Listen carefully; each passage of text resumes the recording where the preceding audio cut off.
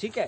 अभी separate separate हम बात कर रहे हैं अलग अलग मॉडल की, कि भाई इंटरक्रॉपिंग का मॉडल, मिक्स क्रॉपिंग का मॉडल, ठीक है कि नहीं। अब हम यहाँ पे आपको खेत जो दिखा रहे हैं वो इंटरक्रॉपिंग भी है और मिक्स भी है, दोनों है। अगर हम दोनों को अलग अलग समझना चाहें तो ऐसे समझ सकते हैं कि हमने जो है ना ये अरहर की फसल लगाई हुई है ना, इसकी डिस्टेंस हमने 5-5 फीट पे रखी हुई है, और इससे और अंगली रो की दूरी रखी है 10 फीट, ठीक है। रो से रो का top to top distance calculate होता है। अगर हम किसी बेड की दूरी कहेंगे कि भाई बेड से बेड की दूरी 10 फीट है, तो कैसे 10 फीट है, बेड तो है 3 फीट का, तो कहाँ से आप जोड़ोगे 10 फीट, है ना, यहाँ से या बीच से या उस तरफ से, तो टॉप से जोड़ा जाता है ना। जो सेंटर है बेड का, जैसे 2 फीट का बेड है तो बेड का जो टॉप होगा, है ना, ऊंचाई होगी, उससे फिर अगला 10 फीट, उसके टॉप तक जो डिस्टेंस होगा वो 10 फीट कहलाता है, या 5 फीट, या जो भी आपने डिस्टेंस रखा है वो। तो हमने यहाँ पर इंटरक्रॉपिंग के मॉडल में 10 बाई 5 पर अरहर की फसल लगाई हुई है, ठीक है। ये पौधा लगा, फिर इसके बाद 5 फीट पे पौधा, फिर 5 फीट पे, फिर 5 फीट पे, ऐसे कंटिन्यू है। और इस पौधे से दूसरी रो की दूरी है 10 फीट।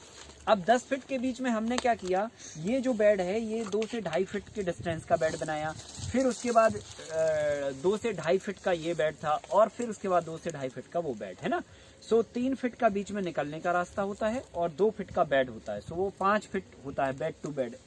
और फिर अगर हम बीच में एक बेड को हटा देते हैं so top to top 10 feet हो जाता है, और बीच में जो है ना स्पेस फिर ज्यादा मिल जाता है, सो लगभग 6-7 फीट के आसपास का स्पेस मिल जाता है। तो हमने क्या किया कि इंटरक्रॉपिंग में ये अरहर की फसल के साथ में यहाँ पर तिल बोई थी बरसात में, ठीक है। ये जो दिख रही है ना आपको खाली, हाँ खाली जो स्पेस है, इस स्पेस में तिल की फसल लगाई हुई थी। आप तिल के स्थान पे और भी कई तरह की फसलें उगा सकते हैं, जैसे मक्का भी उगा सकते हैं आप चाहें तो जो है मूंग भी उगा सकते हैं, उड़द भी उगा सकते हैं, इस तरह की फसलें भी आप उगा सकते हैं, या सोयाबीन होता है, लोग अगर वो उगाना चाहें तो वो भी उगा सकते हैं। सो किसी भी तरह की फसल को आप इंटरक्रॉपिंग में इसमें उगा सकते हैं। इसके मॉडल हैं किसके साथ क्या उगा सकते हैं, सो वो सवाल नहीं है, वो जवाब हमने तैयार कर रखा है आपका।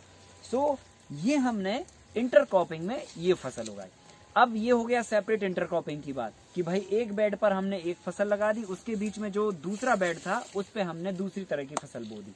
अब हमने क्या किया कि इसमें मिक्स भी साथ में ऐड कर दिया, है ना। मिक्स क्रॉपिंग क्या हो गई कि ये जो फसल है उसी के साथ में मिक्स करके ये बो दी हमने, जहां पर किसी भी तरह से बाइफर्केशन ना हो। बाइफर्केशन मतलब समझ रहे ना, कि सेपरेट सेपरेट अरेंजमेंट ना हो, ठीक है। कि भाई जैसे अरहर के लिए हमने ये सेपरेट अरेंजमेंट किया था और इंटरक्रॉपिंग के लिए सेपरेट अरेंजमेंट किया था, सो वो कंडीशन जब बनेगी तो उसको बोलेंगे अपन इंटरक्रॉपिंग। और जहां पर ये सेपरेशन नहीं होगा, कहीं पर भी कोई भी फसल होगी, उसको बोलेंगे मिश्रित, मतलब मिक्स है। बात समझ रहे ना, मिक्स है मतलब हाँ फिक्स नहीं है। जहां पर मोटा मोटा अगर एक ही बेड पे 2 फसलें तो मिक्स हो गई, और अलग अलग बैठ के तो वो इंटर होगी। बस समझ गए ना, मतलब एक साथ हैं तो मिक्स है, समझ लो। तो इसमें हल्दी और अरहर को हमने एक साथ बेड पे लगा दिया, तो ये मिक्स हो गया। अब अगर मान के चलो फॉर एग्जांपल, अब ये जो बीच में गैप है 10 फीट का, अगर हम इसको फिर 5 फीट का गैप कर देते, मतलब ये जो बीच में हमने एक मेड़ा छोड़ दिया उस पे भी हम यही चीज लगा देते, तो ये मॉडल क्या हो जाता, मिश्रित खेती का, मिक्स क्रॉपिंग का हो जाता। लेकिन ये हमने एक स्पेस बीच में छोड़ के फसल को इंटर कर दिया, सो इस फसल के साथ इस फसल की इंटरक्रॉपिंग हो गई, इस फसल के साथ इस फसल की मिक्स क्रॉपिंग हो गई। सो ये दोनों मॉडल हो गए एक साथ में। हाँ, बीच वाली जो फसल लगाएंगे उसका बेड कितना चौड़ा है? वो भी देखो, देखो ये बेड जो बने हैं, अब आप ऐसा समझ लो, ये बेड है top to top 5 feet, so 2 feet चौड़ा बेड है, 3 फीट स्पेस है, फिर 2 फीट चौड़ा बेड है, फिर 3 फीट स्पेस, फिर 2 फीट चौड़ा बेड। सो हमने एक बेड बीच का खत्म कर दिया, समझ गए ना। बेड की चौड़ाई यही है 2 फीट, और 3 फीट का बीच में स्पेस है चलने के लिए, फिर 2 फीट का बेड है, और फिर 3 फीट स्पेस है चलने के लिए, और फिर 2 फीट का बेड है। नहीं, इधर तिल वगैरह जैसे आपने लगाए थे तो उसके लिए इसी स्पेस में लगा दिया। हाँ, तो मैं वही तो बता रहा हूँ कि ये जो 2 फीट चौड़ा बेड है इस पे तो ये लग गया, फिर 3 फीट का रास्ता है, फिर 2 फीट का बेड है और फिर 3 फीट का रास्ता है। तो अपन ने क्या किया, अगला जो बेड 2 फीट का वहाँ चालू हो रहा है उसके पहले जो रास्ता है और 2 फीट का बेड है और ये रास्ता, इन दोनों तीनों को मिला दिया मतलब और फिर तिल बो दी, है कि नहीं है। और अगर इसको आप नहीं मिलाओगे तो इसके जैसा एक और बेड बीच में बन जाएगा। ये बात तो सर पे जाने के लिए अस्त व्यवस्था देख रेख करने के लिए आधा फीट का इतना सा पैर रखने के लिए बस छोड़ दो, चलेगा, कोई दिक्कत नहीं। अभी देखो ये बहुत थोड़ा सा पतला ऐसे छूटा था तो साइड में रख के चले जाते थे आसानी से। क्या है, आपको कोई वहां पे बहुत जब तक फसल लगी है तब तक तो कोई ऐसा काम करना नहीं है। कटाई के समय काम होता है, सो वो तो फिर आप स्पेस बनाते जाते और काटते चले जाते हैं। और ये बची हुई है। अब यहाँ पर सवाल ये था कि ये हल्दी कमजोर क्यों है। कारण 2 थे। एक तो पानी का इसके ऊपर लोड था, प्रेशर था। यहाँ पर आप देखोगे तो ऊपर से पानी का ढाल नीचे की तरफ है। हम पानी रिचार्जिंग पर यहाँ पर बहुत स्पेशल अलग से काम करते हैं, ठीक है। और हमारी कोशिश रहती है कि पानी पहले रिचार्ज हो, फसल बाद में पैदा हो, क्योंकि फसल पैदा होने से ज्यादा इम्पोर्टेंट है पानी की रिचार्जिंग व्यवस्था। अगर हमने रिचार्ज कर लिया तो कई जीवों को उससे लाभ होगा। अगर हमने अनाज ज्यादा पैदा कर लिया तो बहुत ज्यादा परिवर्तन नहीं उखड़ने वाला। ठीक है भाई, हमारे पास पैसे थोड़े ज्यादा आ जाएंगे लेकिन समस्या तो सॉल्व नहीं होगी, ठीक है। तो पानी इम्पोर्टेंट है पैदावार से, क्योंकि पैदावार तो इतनी हो रखी है, ऑलरेडी अनाज भरा पड़ा है गोडाउन में, बहुत सड़ भी रहा है और गायें भी खा रही हैं और वेस्टेज भी बहुत हो रहा है। तो हम पैदावार तो खूब कर लिए, पर हमें पानी नहीं, पैदावार के साथ में हमें पानी पे भी वो करना है। ये बात नहीं है कि हम उसको छोड़ दें और पानी में लग जाएं, ये बात नहीं कह रहा हूं मैं। हम ये कह रहे हैं कि हमारी प्राथमिकता है पानी को रिचार्ज करने की। फसल थोड़ी कमजोर हो जाए, 19-20 हो जाए तो चलेगा। तो इसके 2 कारण थे। पहला तो ये टाइमिंग पे नहीं लगी थी, ये लगी थी जुलाई में। इसको लगाने का जो सही टाइम है वो या तो हमें फरवरी में लगाना चाहिए था या तो हमें जून फर्स्ट वीक में लगा देना चाहिए था। तो हम दोनों में नहीं लगा पाए। जुलाई की जब बारिश निकल गई, मतलब पानी एक जो गर्मी रहती है जमीन में, मिट्टी में, वो सब निकल गई, तब जाके हमने इसको लगाया था। तो लेट हमने काफी लगाया, एक बात। सो इसकी ग्रोथ शुरू से ही बिगड़ी हुई है।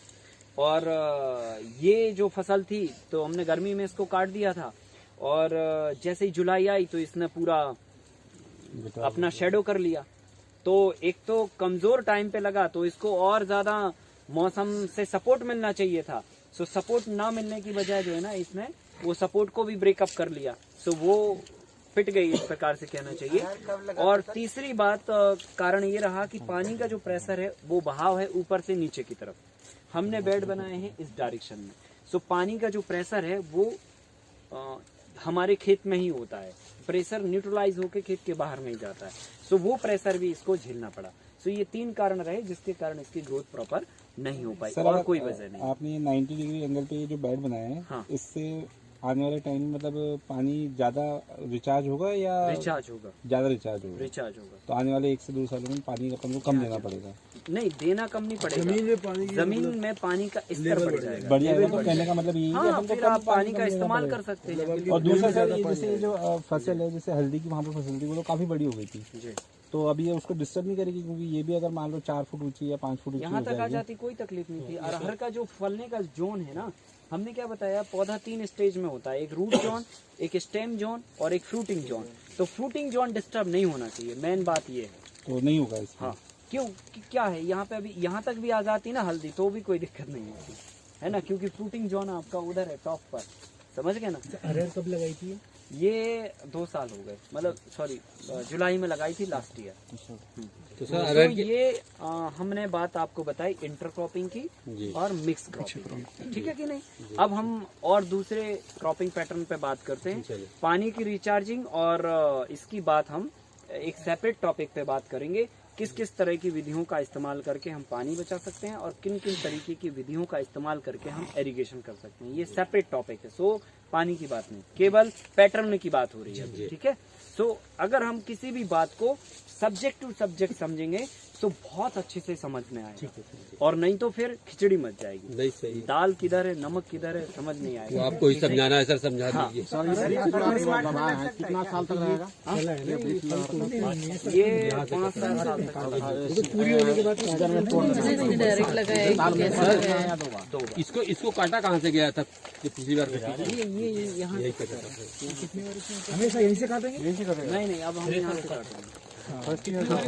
जहाँ से स्टेम निकल रहे हैं ना। हाँ, अच्छा सर हल्दी की जगह कुछ और भी लगा सकते हैं इसके साथ मिक्स क्रॉप। हाँ लगा सकते हैं ना, हाँ वो तो मॉडल में है ना कि ये नहीं तो ये, हाँ लगा सकते लग सकता है अगर पानी है तो। अगर 5 साल चलती है पानी है आपके पास देने को फरवरी के बाद तो लगा सकते साल तक चलती। हाँ इसकी हार्वेस्टिंग सर एक बार होगी ना अरहर की तो? नहीं 2 बार बताते हैं। अरहर के फरवरी मार्च में अगर लगाते हैं तो इसका फर्स्ट फ्रूटिंग कब आएगा? तभी इसका वो दिसंबर जनवरी यही टाइम है फ्रूटिंग का। तो चाहे आप फरवरी में लगा लो चाहे जुलाई में लगा लो, फ्रूटिंग का टाइम तो यही है, इसी समय पे आएगा दिसंबर जनवरी, फिर दूसरा बार जो आएगा दूसरी बार फिर अप्रैल में आ जाएगा।